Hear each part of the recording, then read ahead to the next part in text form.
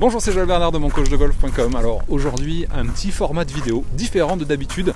Vous me direz dans les commentaires ce que vous en pensez, si vous aimez bien ce nouveau format. Ce que je vous propose en fait, c'est de vous amener sur le parcours et bien de découvrir à la fois, par exemple chaque mois, un nouveau parcours et puis en profiter pour soit pour vous raconter des choses, j'espère, intéressantes, soit pour parler de stratégie, parce que c'est l'occasion justement, soit tout bêtement de voir des beaux paysages et de voir des parcours sympathiques, comme là par exemple ici, je vous emmène aujourd'hui au golf de Bondu. Voilà, on voit ici, magnifique golf de Bondu. Là je suis par exemple sur le Trent Jones, et justement je vais vous proposer de faire quelques trous. Alors là il commence à faire un petit peu sombre, mais j'espère qu'on verra des bonnes choses. Alors là on est au trou numéro 1. Trou numéro 1 qui est un par 5. Voilà. Donc l'hiver les boules blanches sont avancées. Normalement l'été elles sont ici. Voilà. Ici vous avez la terrasse. Ok. Et on va aller au départ des boules noires.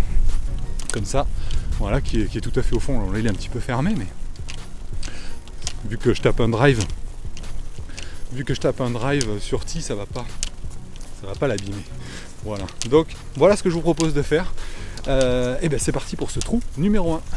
Alors particularité de ce trou numéro 1, donc par 5, bien pas très très long, d'accord, mais il y a un obstacle d'eau. Je pense pas que vous le voyez d'ici, mais il y a un obstacle d'eau qui se situe à peu près à 280 mètres. Donc je vais pas utiliser mon driver, parce que si je mets un bon coup, je risque tout simplement de me mettre dans l'eau. Donc je vais je vais mettre en jeu avec mon bois 3 pour laisser l'eau hors de portée.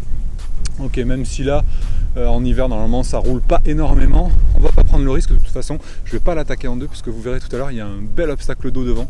Donc on va mettre en jeu avec le bois 3, c'est parti.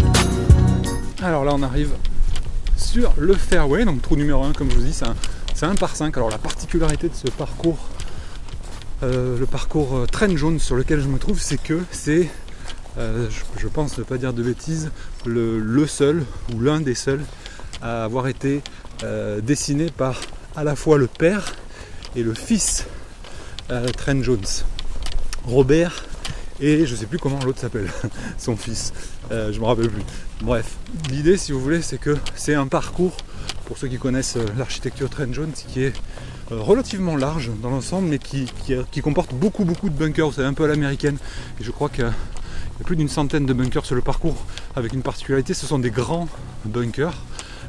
Et l'esprit, si vous voulez, c'est que c'est quand même assez ouvert. Vous voyez, grosso modo, on peut lâcher plutôt au début du parcours à droite, parce que à gauche il y a souvent du danger, comme je vous disais, notamment au niveau des obstacles d'eau. Je vais vous montrer ça. Alors là on arrive sur ma mise en jeu. Ok, voilà, donc j'avais encore un petit peu de marge, hein. C'est l'hiver, il y a un petit peu de vent de face aussi. Le drive aurait pu passer, mais au final ici je suis suffisamment bien passé. Comme je vous ai dit, j'avais pas l'intention de l'attaquer forcément en deux. En été c'est un peu plus jouable, mais là je vais maintenant aller chercher à me positionner. Vous voyez le grand bunker là-bas, je vais chercher à me positionner avant le grand bunker pour laisser l'obstacle d'eau qui est sur ma gauche bien vraiment à l'écart. Donc je vais m'appuyer sur le bunker, mais en choisissant un club qui me permette de rester court de ce bunker là. Donc là, vu que j'ai un bon vent de face, il doit me rester encore 200 mètres jusqu'à ce bunker, donc je peux prendre un fer 4 sans risque de prendre le bunker, et en me laissant derrière moins de 75 mètres pour le drapeau. Donc c'est cette option que je vais choisir.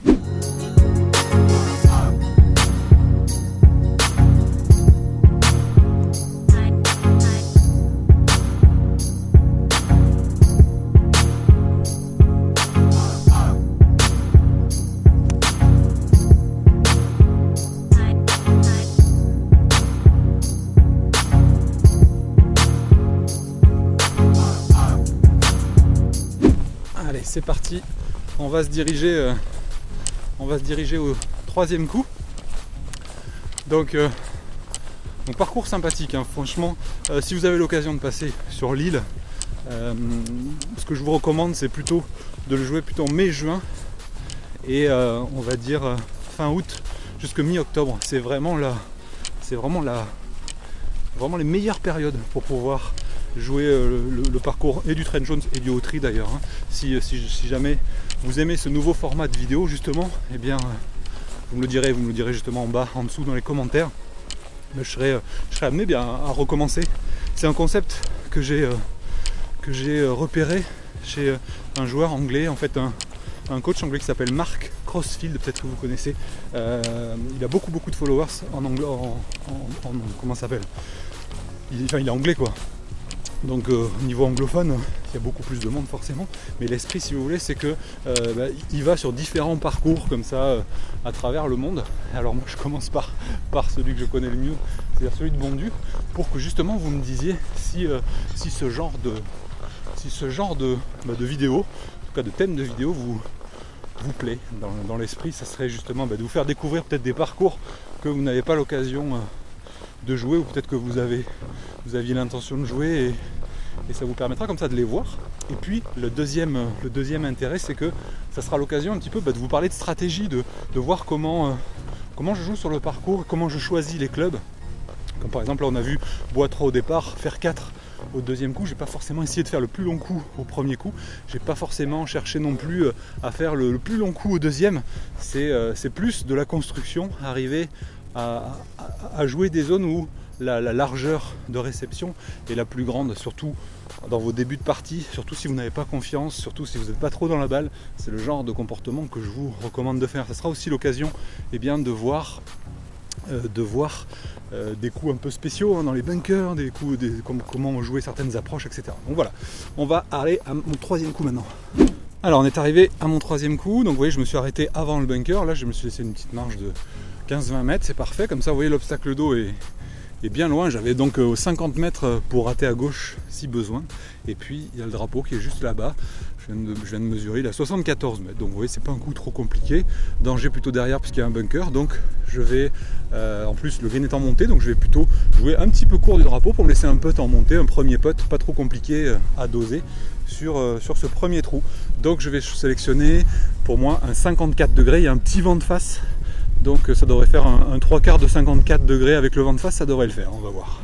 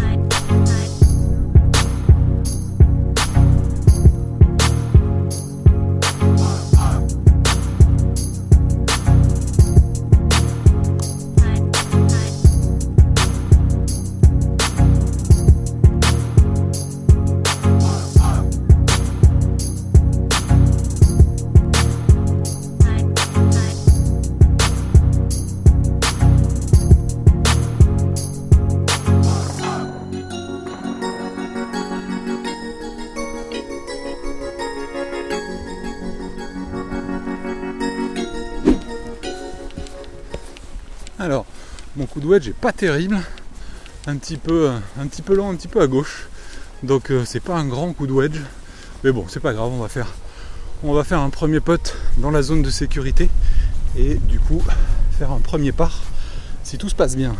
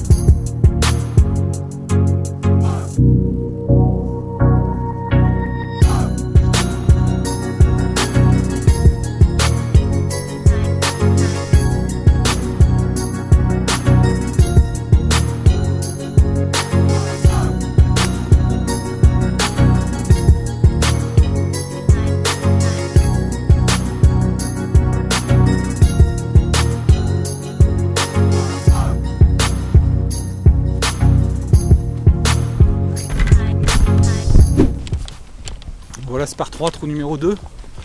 Hop, rien de particulier, donc bunker à gauche, bunker à droite.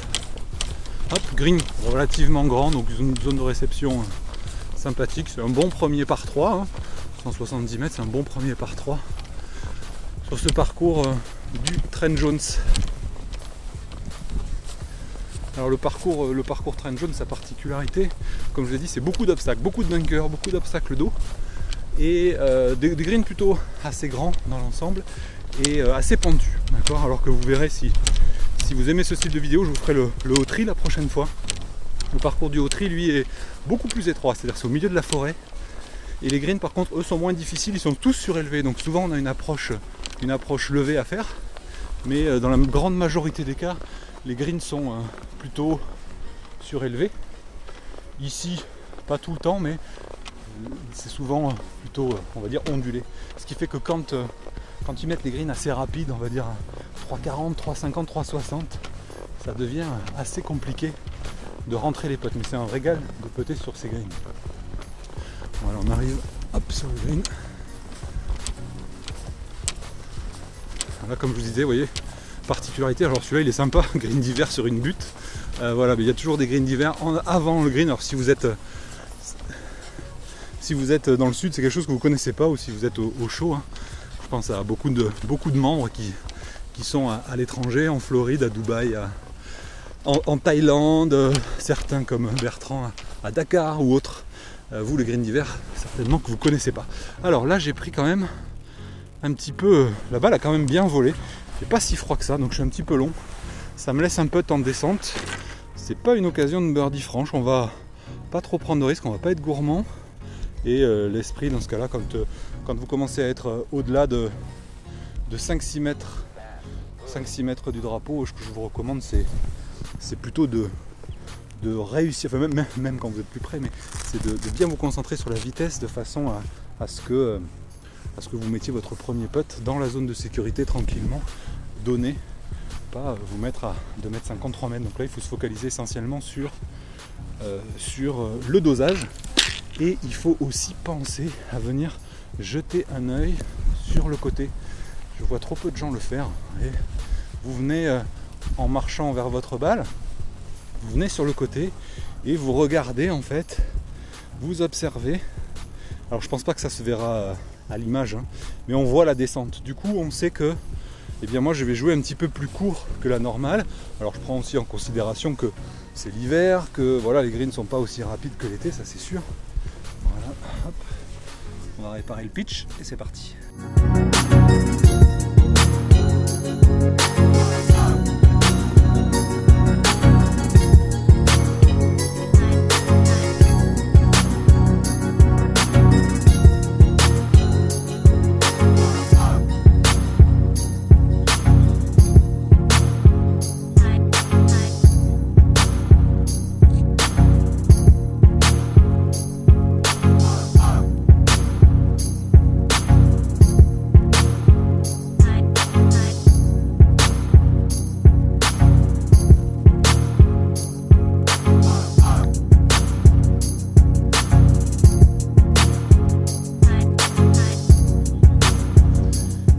Pas grand chose.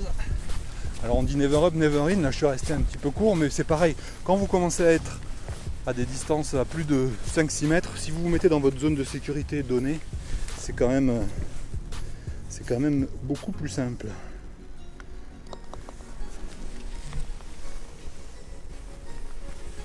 Trou numéro 3. Alors là, on est sur un petit par 4. Donc deux options ici sur ce trou. Soit on met en jeu... Le trou est pas très long, il fait 300... il fait quelque chose comme 300... Hop. Non, même pas, oui, 289 mètres centre de green. Donc vous voyez, c'est vraiment normalement, c'est touchable pour en été sans problème. Donc là, je vais m'amuser. Moi, je vais taper le driver pour essayer de me retrouver normalement autour du green ou sur le green. Si tout se passe bien, on va voir.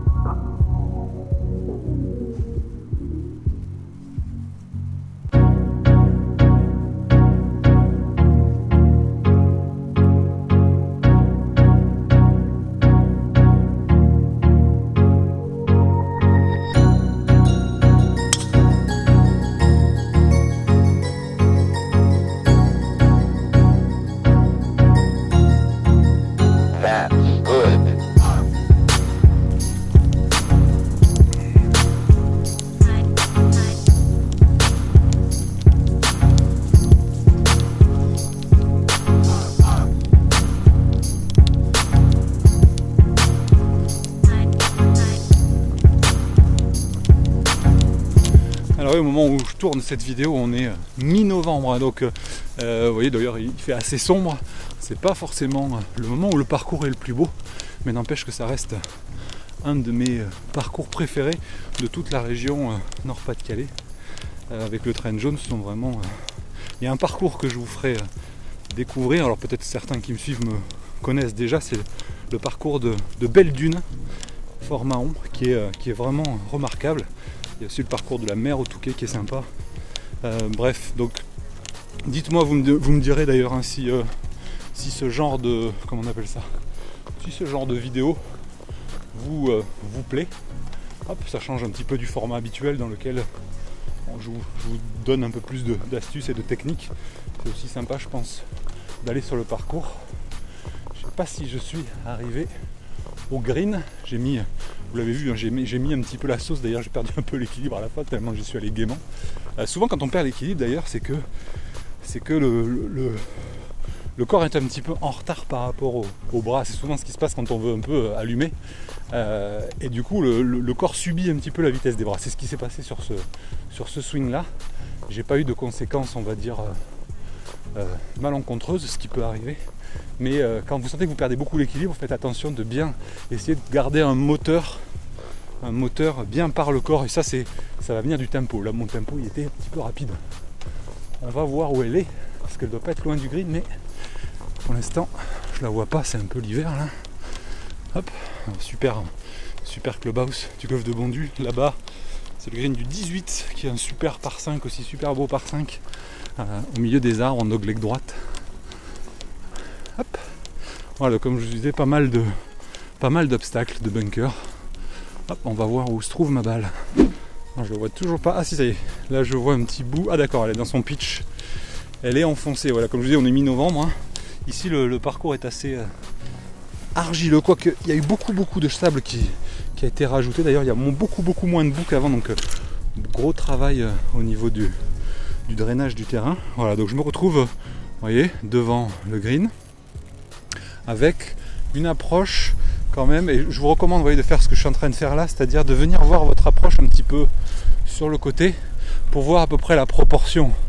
Donc je suis pas très loin du green, hein, je suis à une dizaine de mètres du bord du green, mais regardez, du bord du green jusqu'au drapeau, j'ai encore beaucoup de chemin. Donc j'ai deux options, soit aller pitcher directement au drapeau, ce qui peut être intéressant si j'ai beaucoup de pente avant, mais là c'est en montée, il n'y a rien de vraiment compliqué.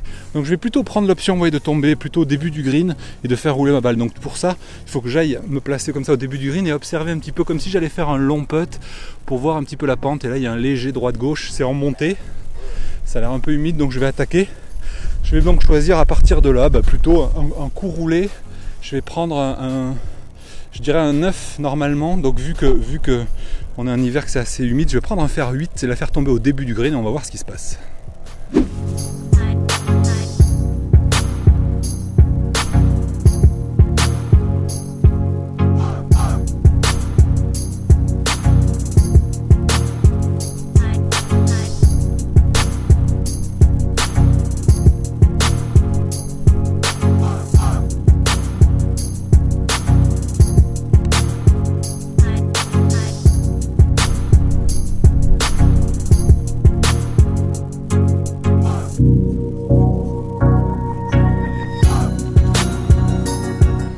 Voilà, hop, donc elle est restée un petit peu à droite, je pensais qu'elle allait revenir un petit peu plus, mais bon, au final, j'ai quoi? J'ai un mètre, un bon mètre, 1 mètre 10 peut-être, ouais, hop, pour le birdie.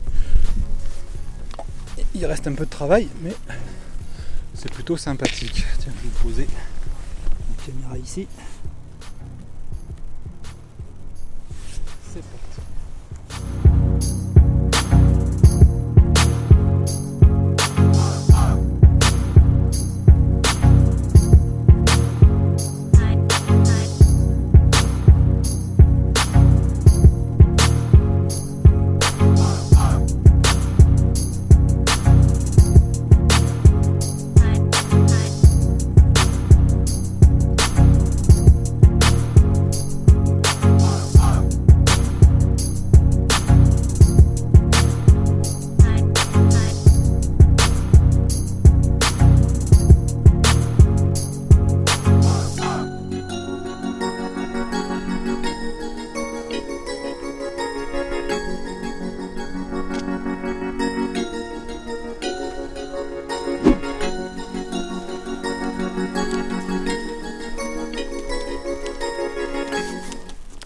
Et bien voilà pour ce premier test de nouveau format de vidéo dans lequel l'objectif, si ça vous plaît, une fois de plus, dites-le moi dans les commentaires ci-dessous si ce genre de format un petit peu différent vous plaît. À ce moment-là, eh bien je vous ferai découvrir plein d'autres parcours.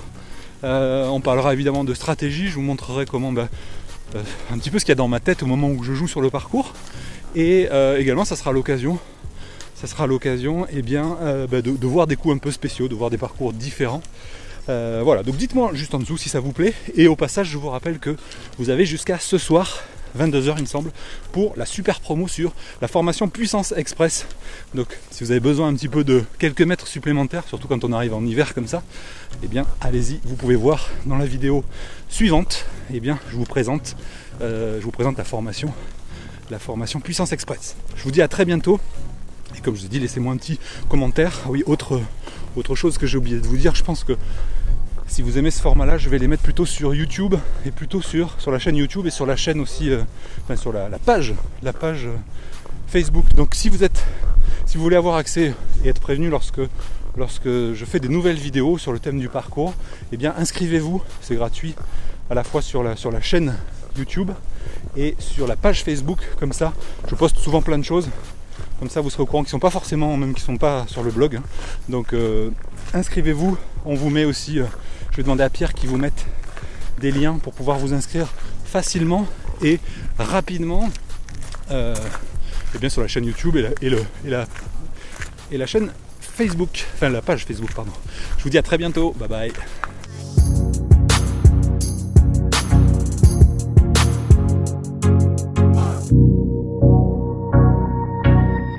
Hello, ça va? Bonjour. Hello. Ça c'est Laurent membre LSSR.